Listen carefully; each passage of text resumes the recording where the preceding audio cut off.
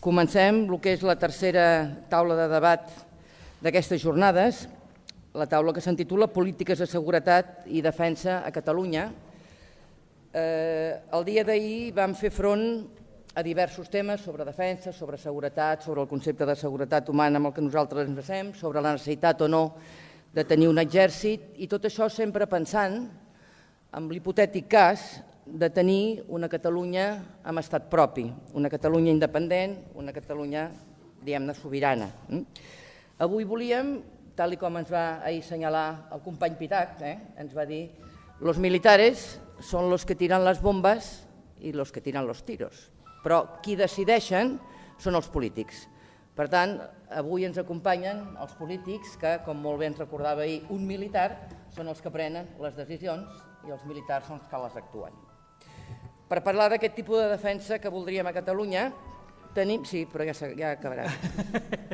Són insistents, però després al final acaba.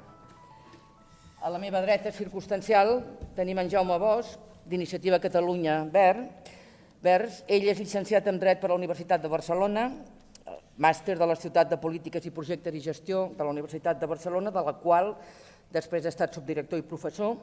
A més, és funcionari del Cos Superior de l'Administració de la Generalitat, n'ha estat subdirector general de Coordinació de Policies Local, també és membre del Col·legi d'Advocats de Barcelona i de l'Associació Catalana de Juristes Demòcrates.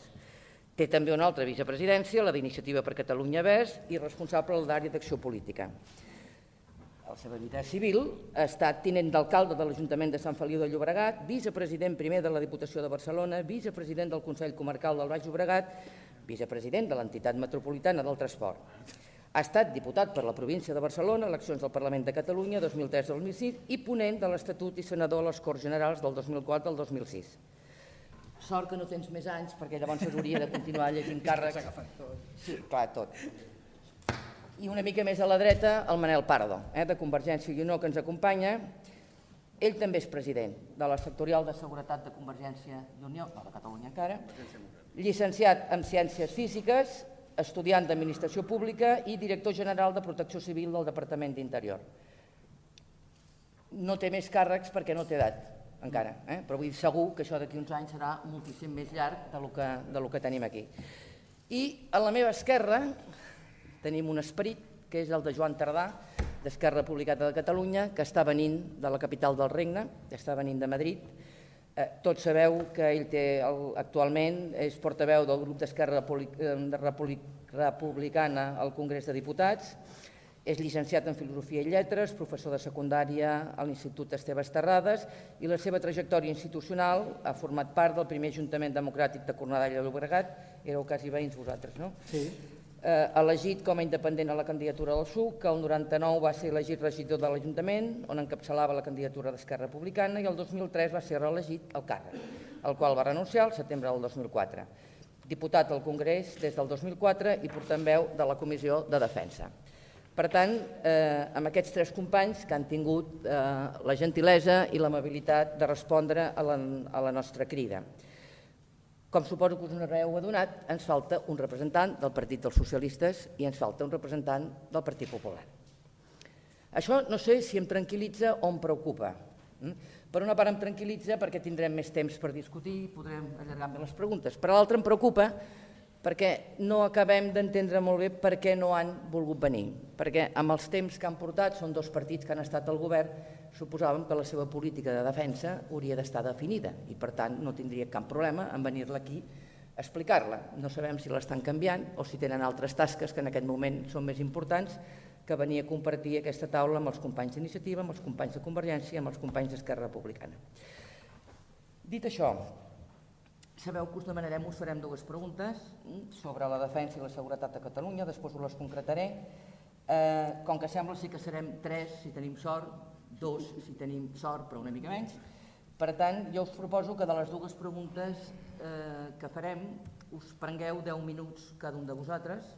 Serien 5 si fóssim tots, com que no hi som tots, doncs podeu tenir 10 minuts, però sobretot jo demanaria que féssiu respostes el més concretes possibles de tal manera que després poguéssim obrir un debat i un col·loqui amb tots els participants que tenim a la sala.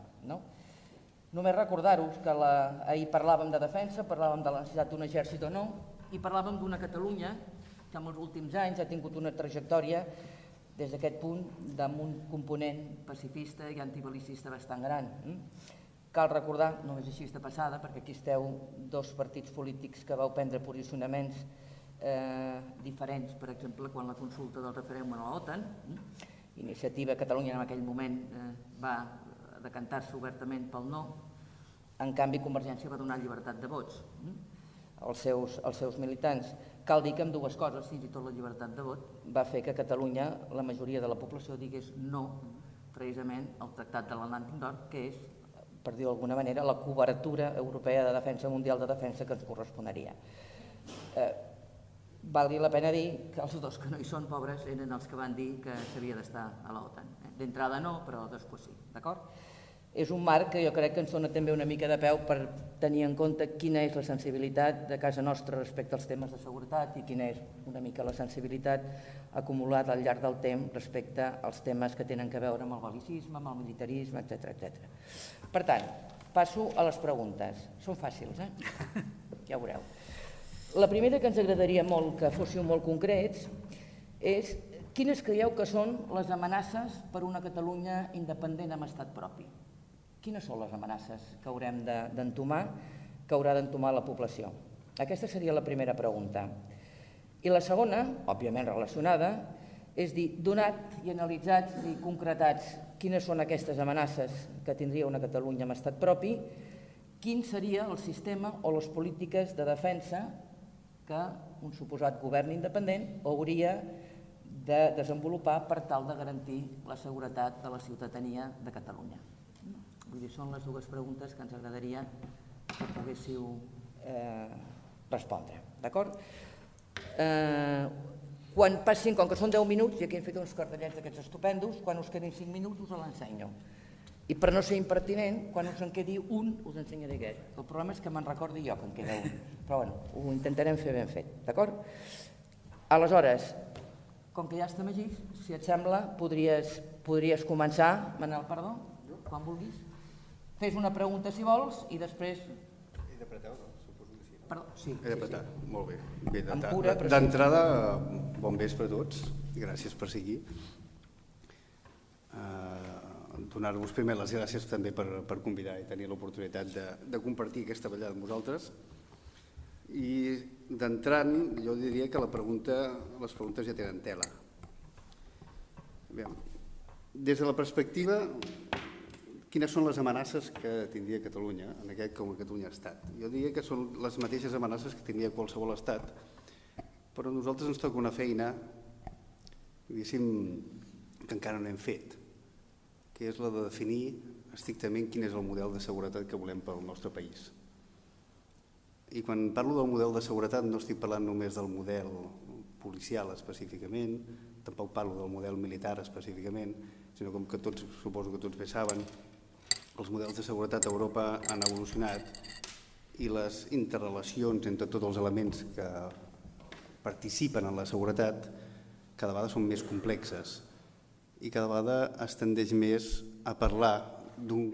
Els anglesos, els britànics en aquest cas, tenen un llenguatge molt clar amb això, parlen del safety, parlen de la security, i nosaltres només tenim específicament una paraula, parlar de seguretat específica. Llavors, el que és interessant és que ha de confluir tot un conjunt d'elements que són els que garanteixen la seguretat. I quan parlem de seguretat, des de la perspectiva, en aquest cas, en la qual jo treballo, parlem del que és la garantia de drets, la garantia dels drets dels ciutadans.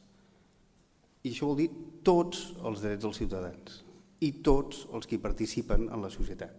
La garantia de tots aquests drets. Com es fa això? De quina manera es desenvolupa? Això són les coses que a Catalunya li manca. Haver pensat un model des de fa temps. El model ha crescut a base d'anys d'administració, portem 30 anys, no sé exactament, però molt ha crescut el model a partir de pressions i sense una reflexió serena del model. Moltes vegades els polítics, i perdoneu-me en aquest cas, jo soc un polític una mica típic, jo no tinc un càrrec específic, soc càrrec perquè m'han dit, escolta'm, t'agradaria portar això, porta-ho, però el model no ha estat reflexionat i necessitaríem una reflexió conjunta amb tots els partits polítics de quin seria el model de seguretat que voldríem. Aquesta és una tasca a la qual estem intentant aconseguir, arribant. No és senzill, no és fàcil. L'estat propi amb el qual, diguéssim, molts ens sentiríem còmodes, s'haurà de plantejar moltes coses també en aquest sentit, quin és el model que voldrà tenir. No és el mateix el model del segle XXI que el model del segle XIX. Un plantejament, jo crec que tothom pot compartir això. Hi haurà gent que estarà més d'acord en tenir clàssic exèrcit, altra gent que estarà d'acord en no tenir un exèrcit i plantejar-ho des d'una altra perspectiva, i altres et diran, doncs, escolta, mira, saps què, paguem una estructura, diguéssim, d'alguns elements professionals que justament es dediquin a això, i quan tinguem algun cas, alguns problemes, doncs aquests ens serviran per defensar-nos. Jo crec que tot això ho hem de pensar bé, és a dir, hem de reflexionar molt bé, no només sobre el tema específicament ja de seguretat i defensa, sinó el que és la seguretat intrínseca del país, en el qual intervenen des de la protecció civil, en aquest cas, la policia local, tots els elements, totes les infraestructures crítiques, tot allò que fa que al ciutadà se li garanteixin els drets. I a partir d'aquí és la visió més global en la qual jo volia entrar en aquesta definició. Com s'ha de fer això? De quina manera ho hem de fer? Sí. No passis a la segona pregunta, perquè hi ha un altre temps per la segona pregunta. Doncs si vols hi deixo amb ell. No, però anem fent un debat una mica. No, quan deies que les amenaces que té qualsevol, quines són les amenaces que té? Doncs mireu, les amenaces poden ser múltiples, en aquest cas, però no seran tant amenaces clàssiques del segle XIX o del segle XX, sinó seran més amenaces que vindran determinades pel que és la manca de serveis bàsics o fallades, diguéssim, estrictament fins i tot amb el sistema purament en aquest cas de mala comunicació. No tinguem internet, no tinguem sistemes, diguéssim, en xarxa, tot el sistema que hem muntat de desenvolupament ens puguin desaparèixer en un moment determinat i ens quedem a les fosques. Quan dic a les fosques no vull dir apagat, sinó senzillament que tot el sistema que hem muntat de vida, de qualitat de vida, justament ens desapareixi. Aquests són petites coses. Hi ha una llei, diguéssim, de l'Estat, que és la llei 8/2011, que justament parla de les infraestructures crítiques. D'això justament ens referim. En aquest cas, les amenaces poden venir més fàcilment per aquí que no pas per atacs clàssics de segles anteriors.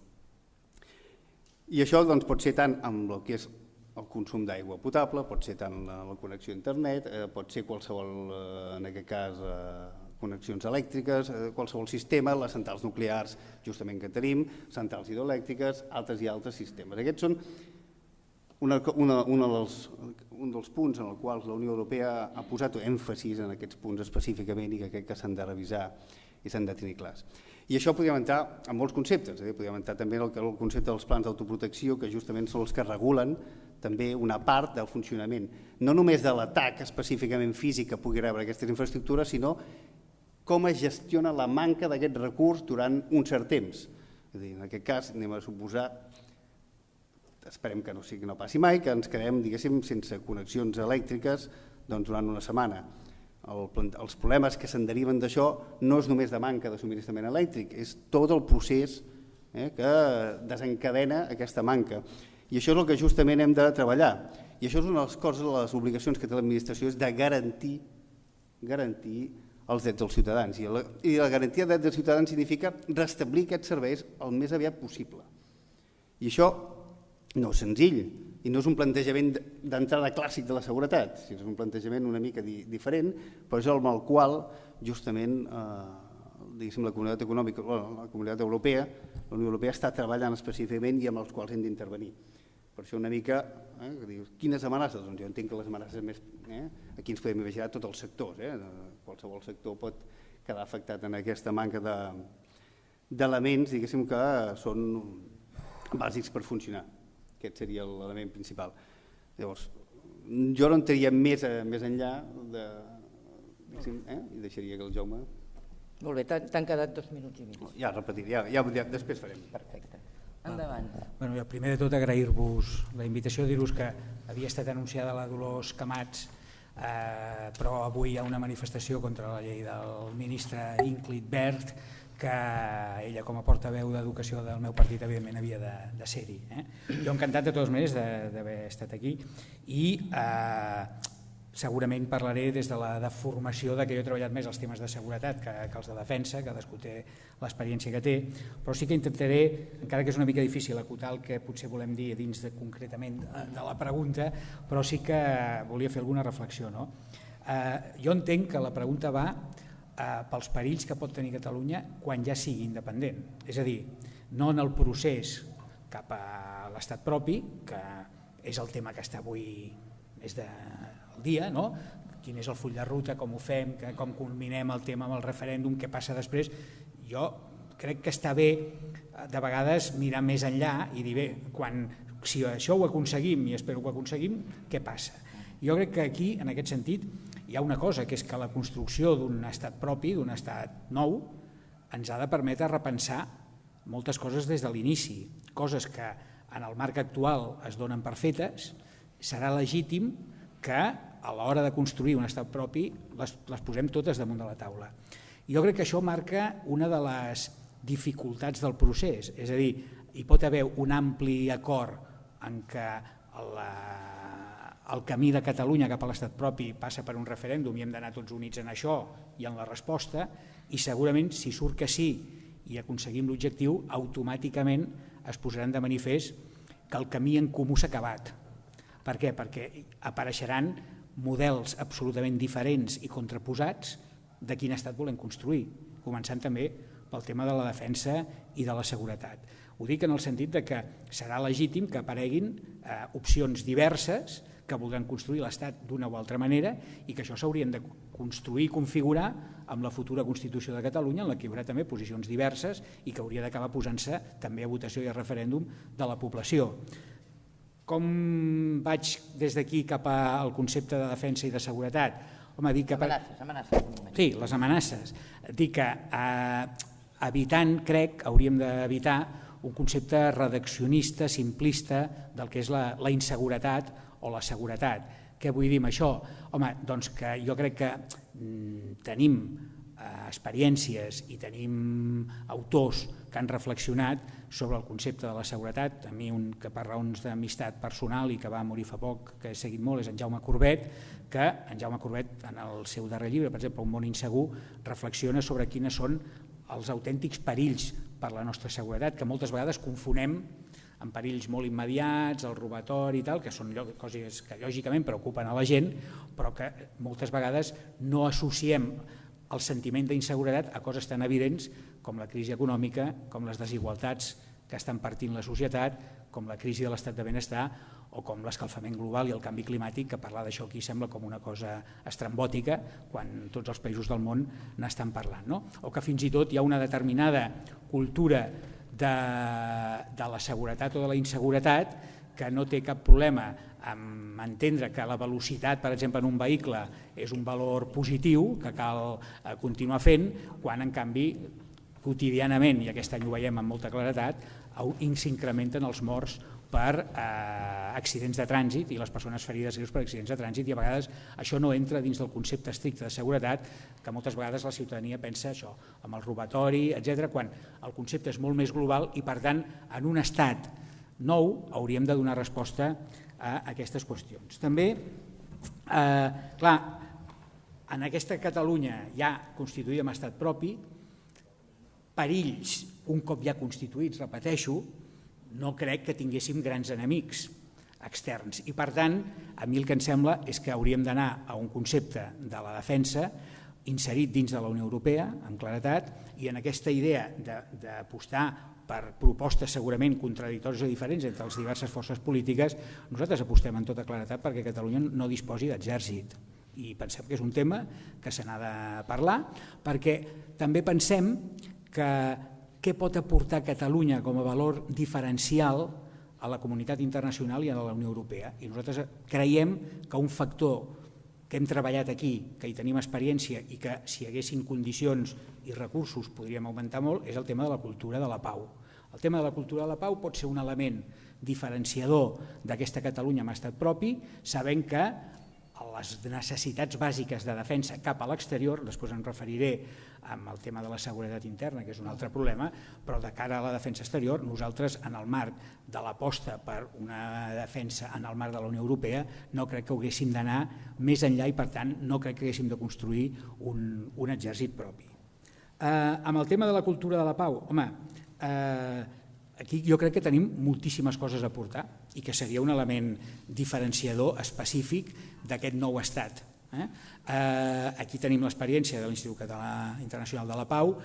Alguns d'aquí saben que, per exemple, quan es va crear, alguns pensàvem que fins i tot podia tenir un paper destacat en processos de pau, sense mirar més lluny, a Euskadi, per exemple, independentment de que se'n poden sortir tots solets si volen, però que hagués pogut estar una aportació de Catalunya importantíssima en aquest procés i segurament els que estaven amb la idea de crear aquest institut alguna vegada havien pensat ostres, potser pot col·laborar amb això al costat d'altres coses.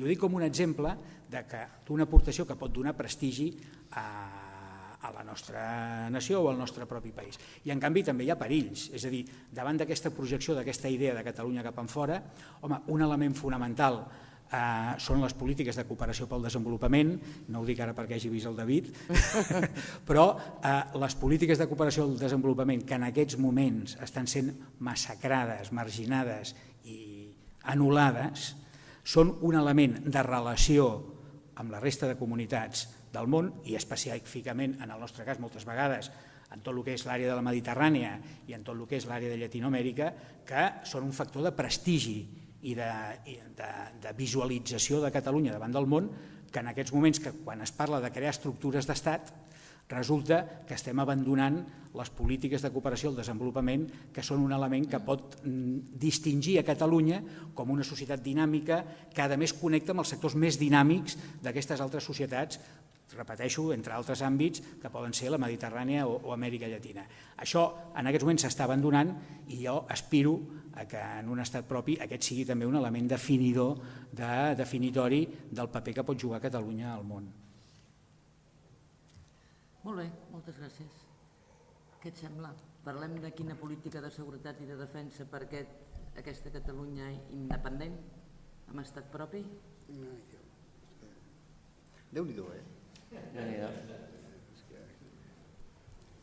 Quan un ha de...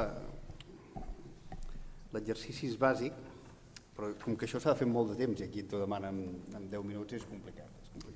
12 perquè te'n queden 2 i mig d'abans. Polítiques de defensa que s'haurien de desenvolupar. Jo soc dels que encara no, personalment, perdó que personalitzi, però no he reflexionat prou el que és el paper de l'exèrcit clàssic i tinc certs dubtes. Generalment estaria entre el no tenir-ne o pagar directament a la Unió Europea, un organisme en el qual tots paguem els impostos per tenir algun element que ens ajudi, i l'altre és la possibilitat de tenir un petit cos que s'ocupés una mica de les tasques aquestes en cas de... Seria més partidari de la primera opció que no pas de la segona. Més partidari de la primera que no pas de la segona. Quines polítiques hem d'aplicar? Tal com deia, primer tenir molt clar entre tots els partits polítics quin és el model que volem. Perquè si no tenim clar i tenim uns principis bàsics clars perquè defineixin aquestes polítiques, em sembla que ho tenim cru. Ens haurem de posar d'acord en quins són els mínims que hem de tenir, i això és bàsic, com a mínim si volem tenir un estat. No et diré exactament quines seran, perquè jo no seré, entenc que són tots els partits a la vegada que s'han de reunir i han de plantejar-se quines polítiques de seguretat. Fins ara diria que els partits polítics, permeteu-me, no ens hem reunit, entre tots i hem parlat d'unes polítiques clares de seguretat. No ho hem fet. No només no ho hem fet, sinó que la seguretat és una arma que s'utilitza justament des d'una visió política per carregar-se l'adversari. I en aquests casos només cal mirar hemeroteques i també ho han fet tots els partits. Quan dic tots els partits vull dir tots, no n'exceptuo cap. I això és una tradició que haurem de començar a canviar. de cara a l'estat propi, esperem que fins i tot abans, això ha de canviar. No pot ser que les polítiques de seguretat d'aquest país vagin marcades per l'agenda política específica i, a part, vagin marcades pels interessos sindicals. En aquest cas, quan se n'adona, quan veu com han anat evolucionant les polítiques de seguretat d'aquest país, a Catalunya, veu que la seguretat ha anat evolucionant en funció de la pressió sindical que sempre s'ha juntat amb l'oposició, en aquell cas, que està al Parlament. I això ha donat molts fruits. Així, el sistema ha crescut, s'ha desenvolupat, però ha crescut anàrquicament i sense que ningú o poca gent l'hagi reflexionat. En aquest cas el senyor Jaume Cobret sí que el va reflexionar, hi ha altra gent que també l'ha reflexionat, però diguéssim, les seves reflexions van arribar fins on van arribar. I el dia a dia es va desenvolupar d'una altra manera que no seria el més correcte. I això no passa res, ho hem de reconèixer. El sistema, el model de seguretat de Catalunya és un model que necessita millorar i necessita de consensos, absolutament el consens de tots els partits polítics. I això és la primera mesura política de defensa que aplicaria. Hem de tenir molt clar que això, si no ho pensem entre tots i no decidim quin és el model, difícilment ens posarem, difícilment el tindrem. De quines polítiques sectorials? Podríem parlar de la policia, podríem parlar del model de policia, podríem parlar del model d'emergències, que també en tinc, i podríem parlar del model de seguretat més global, aquell que parlava jo abans una mica del tema d'infraestructures crítiques. Què és el que volem? Què és el que necessitem? Sí que no és el dia més adequat, diguéssim, per parlar de policia. En aquest cas, diguéssim, ja ha sortit els prous mitjans que avui no és un dia, diguéssim, allò dels més afortunats, però sí que hem de tenir clar que el model policial, el model d'emergències, ha d'anar tot això lligat amb el model de protecció de tot el sistema d'infraestructures, no només d'infraestructures crítiques, sinó el tema d'infraestructures que a nosaltres ens interessi protegir. I això només ho farem si som capaços de repensar, perquè no només hem de pensar que el que tenim ara, actualment, el que hi ha ara actualment, 16.000 policies, en aquest cas Mossos d'Esquadra, 13.000 de la policia local, tenim 2.500 funcionaris de Mossos, més aproximadament 2.300 voluntaris de bombers. Llavors, tot això actualment no ens ho podem pagar. El sistema que hem fet els últims 30 anys no ens el podem pagar. I hem de començar a reflexionar quin és el model que volem. I hem de definir-lo. I l'hem d'executar. I això crec que és una de les mesures que poder de cara al futur ens haurem de plantejar. És a dir, senyors, quins ingressos tindrem de cara al futur, d'aquí 10 anys quins ingressos tindrem, esperem que ja tindrem l'estat propi i a partir d'aquí haurem de definir. Es parla de 4,5, en aquest cas, policies per cada 1.000 habitants, és un ràtio molt interessant, que últimament sempre estem demanant que s'ha d'adaptar a les circumstàncies. També es podien parlar dels bombers, en aquest cas d'emergències, podien parlar de... Però crec que s'ha de plantejar també des d'una perspectiva de, senyors, el model que volem. I això no ho hem definit encara. Això no s'ha definit mai encara. És a dir, no conec cap document escrit, conec algun que algú intenta aproximar, però que ens defineixi què és el que volem exactament com a país. Justament el que intentem, des del meu àmbit específicament de protecció civil, el que intentem és definir també una part del model, no tot, però sí que una part del model, amb el que anomenen la gestió integral de les emergències, aquest concepte de visió integral de la gestió de la garantia justament de retorn del ciutadà. Com bé sabeu, diguéssim, en aquest cas la protecció civil hi ha uns plans especials específicament dedicats a el que és la garantia del dret del ciutadà i tornar aquella llibertat que ha estat coartada, tornar-li el més ràpidament possible. Perquè tot això no només són les polítiques de seguretat, sinó també hi ha la política de seguretat que és la rehabilitació, en aquest cas, aquelles polítiques de rehabilitació. Quan una societat té en un moment determinat té un trauma, patit un trauma, tornar a la situació de normalitat és complicada i no hi ha figures encara ben definides amb això. Políticament encara la solució més pràctica és que el Congrés de Diputats decideixi una figura econòmica específicament i a partir d'aquí els ajuntaments afectats o la societat afectada pugui demanar el suport econòmic. Però tot això també ho hem de passar dins les polítiques de seguretat de cara al futur. Aquesta seria un resum, però per mi el que seria molt important remarcar específicament que necessitem un acord conjunt entre tots els partits polítics, per això és bàsic, i a pensar-ho. I tots sabem quin ha estat els últims 30 anys el nivell de polítiques de seguretat d'aquest país, algunes amb més encert que altres, però que de cara al futur hem de plantejar-ho d'una altra manera. No podem deixar en les mans només exclusivament d'interessos sectorials el creixement, sinó que les hem de definir. I això repercutirà en el bé justament del model que volem. Perdoni, com que encara queden 2 minuts, m'ha quedat clar que diu que una possibilitat seria pagar directament a la Unió Europea, ha dit vostè, perquè la Unió Europea se'n faci cara. Però què fem amb l'OTAN? Bueno, què fem amb l'OTAN? Bé, preguntes. No, dic perquè com que la Unió Europea qui defensa és l'OTAN, no? Sí, en aquest cas seria... Sí, el que està clar és que jo ara tota la solució no la tinc, és a dir, això és complicat i s'hauria de veure amb els matisos que correspon a això. I evidentment s'hauria de veure també la voluntat de la gent. Jo miraria quines obligacions tenim i després i també fins on volem arribar. Però seria partidari del que dic, escolta'm, jo prefereixo en aquest cas poder, com que la visió aquesta, diguéssim, d'exèrcit, alguna cosa hem de tenir, difícilment ens trobem, ja sé que hi ha casos, hi ha algun cas que no, seria el primer país europeu que no tindria, si fóssim un estat, seria el primer estat europeu que no tindria un exèrcit específicament, exèrcit, allò, doncs bé, ens hauríem de fer-ho d'alguna manera. No sé, en aquest cas suposo que, Jaume, tindràs alguna cosa... Li passem la paraula a en Jaume, però primer simplement informar. Ens informen que el company Tardà està aturat al Prat del Llobregat i per tant hi ha una avaria de Renfe i no podrà arribar. Sembla ser que està venint ja, sense avaria, el Ricard Martínez, que és exregidor de l'Ajuntament de Barcelona i membre de la direcció d'Esquerra Republicana de Catalunya, que està venint. Esperem que arribi. Gràcies, Jaume.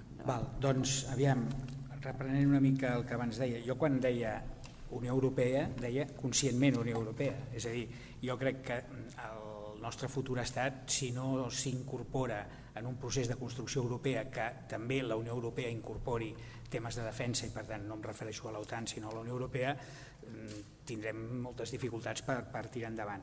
Jo també soc conscient que quan diem un país sense exèrcit corres un risc, és a dir, la teva posició pot ser titllada una mica de que en el fons estàs propugnant un estat de joguina, és a dir, un estat de segona. El meu amic Miquel Sallarès, que em sembla que va estar ahir aquí, ell associa molt, per lo que hem parlat, la idea de sobirania i d'estat propi a la necessitat d'un exèrcit. Jo no ho veig així, jo crec que aquesta visió és una visió molt antiga i que per tant, si volem construir un nou estat, hem de ser conscients que el que no podem fer és mirar cap enrere, reproduir estructures que estan superades. Ell, i ho dic cordialment perquè som molt amics, té molt la idea d'Israel, que jo no comparteixo, diguéssim, i per tant jo crec que hem de ser agosarats, i això vol dir moltes dificultats a l'hora de discutir-ho, perquè serà un procés molt complicat, però hem d'anar cap a estructures noves. És veritat que, independentment de la nostra bona voluntat i que jo no prevec tenir cap adversari extern, hi ha problemes com el terrorisme internacional, que ja has de fer-hi front perquè et pot afectar, és evident, o hi ha problemes derivats de catàstrofes que també els has d'abordar, catàstrofes que poden ser naturals i que aquí és molt difícil d'impedir, en tot cas potser prevenir, en tot cas saber actuar com cal actuar en el moment que toqui, però també catàstrofes que depenen en gran part d'opcions polítiques de la voluntat humana que potser ens podríem també estalviar, i m'estic referint a aquest tema, per exemple, polèmic també de les centrals nuclears, que també és un factor de risc. Per tant, ara, anant, diguéssim, llavors, a partir d'aquesta idea, jo crec que el tema del model de seguretat interna hauria de tenir alguns elements fonamentals, que això donaria per molt, però Una, i tu ho coneixes perfectament, el tema clau d'una protecció civil moderna, eficaç, és a dir, una societat preparada per fer front a determinades catàstrofes, que poden ser naturals o no, però que ha de tenir una estructura d'estat preparada per prevenir, per informar la població, per saber actuar en el moment oportú, per saber actuar quan toqui. Aquest és un element clau.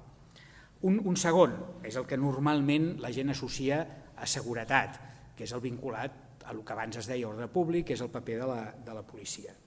Jo aquí crec que tenim una bona base, sincerament, per construir aquest estat propi, que és el cos de Mossos d'Esquadra més les policies locals, el que s'ha anomenat la Policia de Catalunya. Ara bé, avui és un bon dia per dir-ho, però també altres dies, jo vull recordar que jo vaig tenir l'honor de participar als anys 80 al costat del Jaume Corbet, amb el Miquel Sellarès, a l'inici del procés de creació de la Policia de Catalunya. A més, en Jaume Corbet estava en aquells moments al Partit Socialista, jo al PSUC, es va fer un equip pluridisciplinar però també pluripolític molt ampli per impulsar aquest procés. I una de les coses que teníem clares és que calia un model de seguretat propi de Catalunya, que calia una policia pròpia de Catalunya, però que aquesta policia, evidentment que la volíem perquè fos nostra, perquè fos propera, perquè utilitzés el català amb normalitat, etc. Però també volíem un segon aspecte, que és que fos una policia clarament diferent de la que alguns de nosaltres varen conèixer durant el franquisme, una policia radicalment democràtica, propera a la ciutadania. Aquesta era la idea base de per què un cos específic nou. Home, un cos específic nou, primer, perquè ha d'estar arrelat al país, però també un cos específic nou que no tingués els dèficits democràtics, els errors d'altres cossos de policia que havíem conegut. I aquí és on jo aporto en aquest procés cap a l'estat propi la meva dosi de preocupació. Podem construir un estat propi amb un gran consens social, guanyar un referèndum, amb una situació en què amplis sectors de la societat veuen cada vegada com més aliena aquesta policia, que no la senten pròpia perquè actua d'una determinada manera que molta gent no comparteix. Al marge del tema de la polèmica partidista, que evidentment hi és, jo crec que és un problema de país. És a dir, si no som capaços, en el procés de construcció de l'estat propi, fer entendre a la gent que aquesta és la nostra policia, la que haurà de guardar els nostres drets i llibertats en el nou estat, tenim un problema, però per fer-ho entendre cal una actuació impecable de la policia. I quan la policia no té una actuació impecable, es converteix en un element que allunya determinats sectors fins i tot de la perspectiva de l'estat propi o de més capacitat d'autogovern. I aquest és un tema important, Jo crec que és més important això que les polèmiques aquestes que han sortit. En cas d'un tema de conflicte, de quina banda es posarien els Mossos d'Esquadra? No em sembla rellevant. A mi em sembla molt més rellevant de dir, si volem guanyar un referèndum, construir un estat propi, mantenint la cohesió social de Catalunya i sumant diversitat d'opinions i diversitat d'idees i d'ideologies, cuidado si allunyem a un sector de la ciutadania, especialment a la gent més jove, de sentir-se identificat amb una policia que en lloc de defensar els seus drets apareix com una policia repressora de qualsevol cosa que es mogui quan en aquests moments estem en una situació de crisi econòmica que genera amplis moviments socials, amplis conflictes socials, que obliga a tenir una actitud des del punt de vista de la seguretat, de diàleg, de mediació, de buscar amplis acords i no de confrontació polèmica cada vegada que hi ha una vaga general o que hi ha qualsevol cosa. I després un tercer element que em sembla interessant. Jo quan escolto dir que no ens ho podem pagar sempre em poso una mica a tremolar. I més si parlem de seguretat, perquè en el camp de la seguretat l'altre gran debat, que és un dels debats que precisament tocava en Jaume Corbet, és el debat seguretat pública i seguretat privada. Aquest és un dels grans debats. Llavors, jo sóc un ferm partidari de la seguretat pública i que el nou estat ha de tenir l'estructura suficient per mantenir la seguretat des d'una perspectiva pública. Perquè en altres països que no són el nostre model, la seguretat privada ha anat guanyant espais des del punt de vista fins i tot físic, àmplies urbanitzacions gairebé aïllades de la resta amb cossos de policia pròpia, mentre a uns quilòmetres d'allà o molt propers allà hi ha barris absolutament degradats en què el dret a la seguretat no es garanteix perquè es deixa ja com una causa perduda i el que fa l'Estat és dir, vosaltres si voleu en la zona vostra, la vostra urbanització, us pagueu la policia perquè us garanteixi la seguretat des d'una perspectiva privada i si en el barri X la seguretat es deteriora, doncs mira, és una cosa que hem d'assumir. Sense anar més lluny, tenim polèmiques d'aquest tipus que jo no voldria que reproduïssin en l'estat propi. Jo no vull un estat, com no vull ara un país, en què la seguretat a les zones rurals estigui en mans del sometent. Això sí que és tirar enrere i és un retrocés brutal en relació a lo que és l'estat de dret. La base de l'estat de dret és que precisament és la policia qui ha de tenir el monopoli de la seguretat i del manteniment de la seguretat. No el sometent, que a més si anéssim a mirar els orígens veuríem quin és, i un sometent que a més es protegeix des d'instàncies polítiques i automàticament se li tomba perquè fa 2 dies han sortit demanant que en el camp de Lleida qui ha de patrullar és la Guàrdia Civil i la Policia Nacional. Hosti, quin avenç cap a l'estructura pròpia i quin avenç cap a l'estat propi, diguéssim. Per tant, aquesta idea de que tindrem temes molt polèmics, que bàsicament és un que crec que és relativament senzill de posar-nos d'acord, una estructura de protecció civil davant de les emergències àmpliament consensuada. Segon, un tema que ja serà molt més difícil de consensuar, que és el model de seguretat intern des de la perspectiva policial i quin model de policia volem per avui i pel dia de l'estat propi. I tercer, com defensem la seguretat pública davant del pretext que en definitiva és el mateix argument que s'utilitza per la sanitat o per l'educació. Com que no ho podem pagar, donem canxa a la privatització.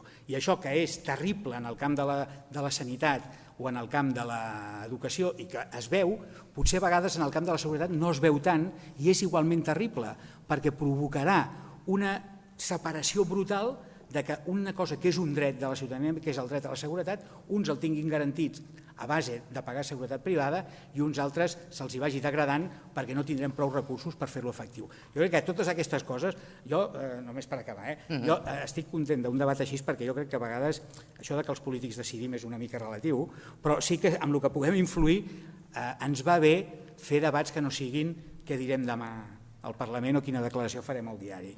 I per tant, reflexionar sobre això demostra la complexitat del camí que tenim per davant, però demostra una cosa que és evident en un estat democràtic, que hi ha pluralitat d'opcions i que podem estar molt units en la perspectiva de que Catalunya té el dret a decidir i per tant ha de poder exercir aquest dret, però això no vol dir que defensem el mateix model d'estat propi després i que no hi hagi una polèmica sana i lògica en una societat democràtica sobre quins models defensa cada força política. Et dono un minut més si em dius què hem de fer amb l'OTAN. Amb l'OTAN, mira, jo crec que posició oficial em sembla que evidentment no és necessària. Posició anant una mica més enllà i abans ho parlàvem. Siguem justos, jo vaig votar contra l'entrada a l'OTAN i continuo pensant el mateix. També és veritat, abans ho parlàvem, que la pertinença a l'OTAN ha tingut, si més no, un aspecte positiu, que és que els militars espanyols hagin entrat en contacte amb militars d'altres estats, hagin intercanviat opinions, no vull ofendre ningú, però s'hagin civilitzat, diguéssim, no? Però des d'aquest punt de vista, però no em refereixo als conflictes bèl·lics. Escolta, jo estic contra l'OTAN, i estic contra la intervenció on sigui, però em sembla que en un debat així també podem posar damunt de la taula alguns factors que poden ser marginals però que han tingut un determinat. No és igual l'exèrcit espanyol avui que fa X anys. Ara bé, si em preguntes, ja ho he dit abans, per mi l'única possibilitat de tenir una política de defensa des d'una perspectiva d'un estat propi passa per la Unió Europea, no per l'OTAN. I jo voldria una construcció d'Europa que fos cada vegada més política, que el Parlament Europeu fos un autèntic Parlament Europeu i que Europa es plantegés una política de defensa comuna i no ara que cada estat va per la seva línia, no solament amb les polítiques de defensa, sinó també en les polítiques internacionals, diguéssim, o de relacions exteriors. Gràcies. Bueno, doncs ja ens ha arribat el Ricard Martínez. Arribes a misses dites, però com que ets la segona força política t'has d'espavilar una mica. Tenim 2 preguntes aquí que fer-te, ja les han contestat els 2 companys i és els que et comentava una mica. Una primera és, davant de la possibilitat d'una Catalunya independent amb estat propi, quines serien les amenaces que es podrien percebre per aquest estat, i una segona que seria, i percebent aquestes amenaces, quina hauria de ser, en coherència, les polítiques de defensa o de seguretat capaces de fer front a aquestes amenaces i salvaguardar la seguretat de la població catalana. Molt bé, doncs dir-vos que jo estic aquí, primer de tot perquè sembla ser que el Joan Tardà, és que m'han trucat ràpidament, m'han enviat un missatge i ben bé no sé què li ha passat al Joan, però no ha pogut venir, per tant, disculpar-lo. Està retingut per un problema de Renfe. Que estrany, en fi. Jo actualment soc el secretari nacional de política territorial d'Esquerra Republicana. Dintre de la meva àrea hi ha 3 grans blocs que són tot el PAC d'urbanisme, infraestructures, habitatge, etc., tot el PAC de medi ambient i energia i tot el PAC de seguretat. Ja ho sé que és molt, però en fi, és el que hi ha. Com a anècdota, quan em van dir tu assumiràs també seguretat amb tot el que això implica, protecció civil, sistema policial, en fi, tot el PAC, vam descartar la paraula defensa perquè el marc, diguéssim, més enllà de les 4 discussions que hi podien haver en el marc del Congrés espanyol en referència a inversions en armament o no, en fi, no calia tenir una secretaria específica que treballés el tema de defensa. Això, òbviament, com podeu imaginar-vos, ha canviat en un mes i mig i, per tant, ara tornem a ser seguretat i defensa per poder articular un discurs de futur una mica coherent. Quant a amenaces, nosaltres creiem que no hi haurà ni més ni menys amenaces que les que poden tenir països de les dimensions de Catalunya, amb implicacions territorials i internacionals com les que tenen països entre 5 i 15 milions d'habitants, amb una situació econòmica més o menys estable i que fan el seu business internacional, la seva relació internacional, amb allò que poden i amb una certa aportació en cooperació i en temes de solidaritat internacional força elevada. Per tant, les amenaces i, d'alguna manera, necessitats parteixen de, primer, nosaltres no ens veiem fora de la Unió Europea, no perquè Catalunya pugui decidir si estarà dintre de la Unió Europea o no, sinó perquè serà la Unió Europea la que no ens deixarà estar fora, però això és un altre tema. I, per tant, nosaltres tindrem un deure que és vetllar per l'única frontera catalana que no tocarà la Unió Europea, que és el mar.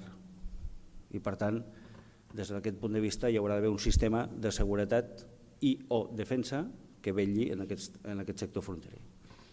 Altres amenaces de caràcter internacional són el terrorisme internacional, els assalts a grans vaixells de pesca que pesquen en costes continentals, oceàniques, i una certa necessitat d'informació de caràcter general que prevegui grans moviments de sistemes mafiosos violents en relació a xarxes diverses, que estan al cavall entre sistema policial i sistema de defensa. Mai saps, quan entres en xarxes d'informació internacional, mai saps ben bé a qui cau, però en tot cas hauràs de bastir un sistema d'intel·ligència que haurà de ser secret i que per tant haurà de tenir una certa militarització, entre cometes, per evitar que aquests secrets per llei es puguin escampar, etc.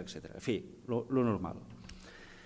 En quant a estructures, si mirem què passa a Europa, doncs tota Europa, tots els països d'Europa tenen exèrcit, tots estan a l'OTAN en alguna o altra estructura, tots es gasten més de l'1%, que em diuen que no. Jo convidaria a que em digui quin dels països d'Europa, no de la Unió Europea, d'Europa entera, excepte els microestats, òbviament, Andorra no necessita, en fi, no li cal, o sí, potser sí li cal, però en tot cas té 2 grans estats al costat. Excepte microestats, tots els països estan incorporats a l'OTAN i a altres organismes. Això vol dir que seríem l'únic país que no estaríem en aquestes estructures si no volguéssim ser? Doncs sí, podria dir això. Ho hem de fer? No ho sé. El que sí sé és que l'oportunitat que ens brinda la construcció d'un nou estat, i això implica la redacció d'una nova Constitució en la que molts temes s'han de posar sobre la taula, i si ho fem bé i ho sabem fer bé, podem innovar molt, com ho vam fer a l'època republicana i com ho van fer en moltes altres èpoques en què quan els catalans ens ha deixat hem volgut innovar i hem volgut avançar molt més per endavant de les societats que teníem al voltant, doncs probablement incorporem sistemes novedosos. Això vol dir estrictament sortir o no de l'OTAN? No ho sé, però podríem incloure dintre la Constitució una limitació de la despesa militar, si és el cas, que no passés del 0,6%, 1%, 2%, 0,5%, en el cas que tinguéssim una despesa militar, clar. Per tant, si baixem una mica a la lògica que és tu estàs en un sistema internacional que t'exigiran uns condicionants i un valor comú, i en la mesura que el projecte de defensa comuna de la Unió Europea avanci, per tant vol dir l'exèrcit comú, comandaments únics, etc., veurem els països amb vocació de no tenir gaire exèrcit o més aviat no tenir-la, com s'incorporen en aquesta història. Per tant, si tots els països de la Unió Europea han d'incorporar gent en l'exèrcit comú, doncs molt m'imagino que Catalunya també ho hauria de fer. Però en tot cas, el que sí que està clar és que partiríem de sistemes moderns, que en cap cas impliquen una despesa militar desorbitada, etc. No perquè no ens fes falta, simplement perquè no ens cal. El sistema aeri està més que cobert, per tant no cal que ens gastem ni un duro en cap tipus d'avió de combat i les xarxes internacionals de seguretat estan muntades. L'únic que hem de fer és comprar, perquè això va així, hores de vol d'avions espia, relacions en termes d'espionatge, etc. Jo ho deixaria aquí, després ja...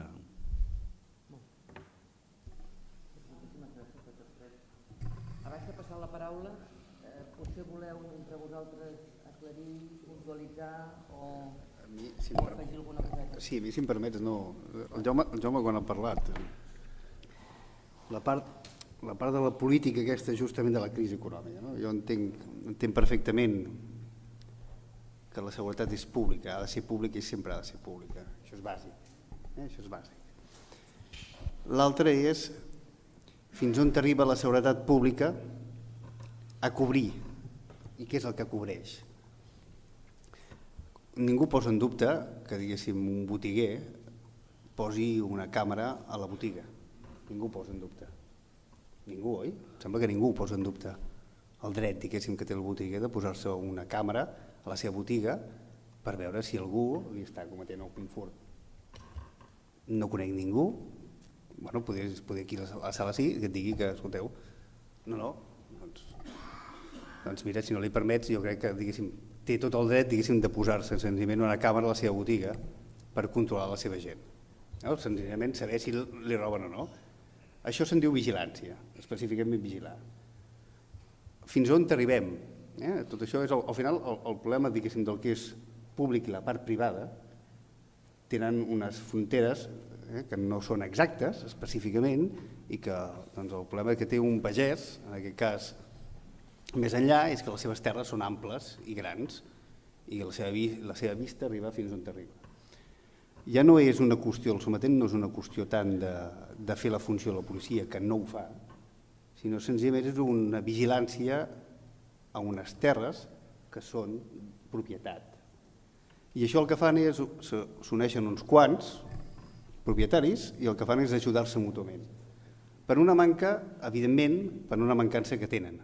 Per una mancança que tenen o per un increment dels furts, perquè si no haguessin tingut els furts aquests, segurament no ho farien, això. El tema està a veure fins on som capaços i què és el que garanteix la seguretat pública en aquest cas. Perquè ja que hem entrat en aquest camp, podíem entrar i podíem analitzar-ho de manera... Però crec que hem d'intentar lligar tots els interessos de tots els que estan afectats en aquest cas. Tant sigui en aquest cas el propietari específicament de les terres, en aquest cas l'administració fins on pot garantir un servei a un ciutadà. Només en aquest cas vull dir. No, jo ara soc conscient que això ara ens desviem, però només un matís. És a dir, aviam, el que està passant en determinades zones rurals de Catalunya és que evidentment hi ha un increment dels robatoris i alhora hi ha una baixada espectacular de la presència del cos de Mossos d'Esquadra, perquè en la mesura que tenen menys vehicles, menys recursos humans, etc., s'ha baixat la vigilància i això ha fet més fàcil que hi hagi més robatoris. La solució, entre cometes, de que els pagesos s'organitzin en patrulles per vigilar teòricament les seves terres té una quantitat de perills inimaginables o fàcilment imaginables. Des de quan parles amb els Mossos i t'expliquen que ells no et poden garantir que no portin l'arma de cacera en el cotxe, fins a episodis que hi ha hagut estrambòtics, fins a demanar informació als Mossos d'Esquadra sobre determinats vehicles que estan aparcats no sé on, envaint la intimitat de les persones, i que a més això és un model perillosíssim, perquè si això s'extén de les zones rurals a les zones urbanes i comencen a aparèixer patrulles urbanes en determinats barris de Barcelona, del Baix Llobregat o del Vallès, tenim un problema gravíssim. I per tant, quan jo defenso la idea de que tant ara com en el futur estat jo vull que la seguretat pública garanteixi això, ho vull des del punt de vista del monopoli de la seguretat pública de tenir la capacitat de patrullar, d'identificar gent, de seguir gent i tal. I l'altre és un perill en què tu col·loques els mateixos pagesos i els mateixos ciutadans que ho fan, perquè ells mateixos poden tenir problemes gravíssims. Ja hi ha hagut un tema polèmic d'una persona que va morir d'un infart, però resulta que al costat hi havia algun cartutxo que algú havia disparat a l'aire i vés a saber per què es va morir aquella persona. Això no és el model. I si parlem sobretot d'estat propi de cara al futur, que teòricament un dels motius per l'estat propi és que teòricament, econòmicament estarem millor, el que no podem és defensar aquest model, és a dir, la seguretat pública jo crec que és una de les bases de l'estat de dret i per tant de qualsevol futur estat propi de Catalunya. Molt bé. Vols afegir alguna cosa?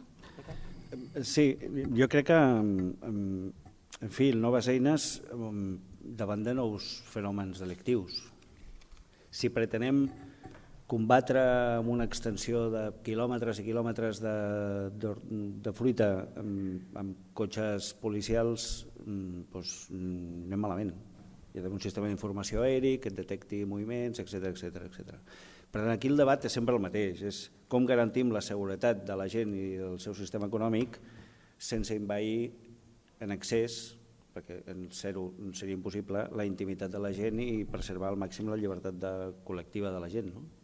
I aquest debat probablement se soluciona incorporant eines i incorporant molt sentit comú. En un país independent la veritat és que no em preocupa perquè el sistema policial propi, que actualment estan al voltant dels 16.000 efectius, comptant totes les policies, podríem arribar tranquil·lament als 20.000, els podríem pagar en escreix. Per tant, aquest no és el debat. El debat és avui, que sincerament jo no crec que hi hagi menys Mossos d'Esquadra avui a l'àrea del Camp de Lleida que Policia Nacional i Guàrdia Civil en el moment que van decidir no ser-hi mentre els Mossos d'Esquadra no es van desplegar. Per tant, què ha canviat? El fenomen delictiu, que hi ha gent que avui sense cap impunitat es planta en un camió dintre un camp que no és seu i li buida mig camp al pagès. Això és el que ha canviat i per tant sobre això és com incorporem noves eines per combatre això.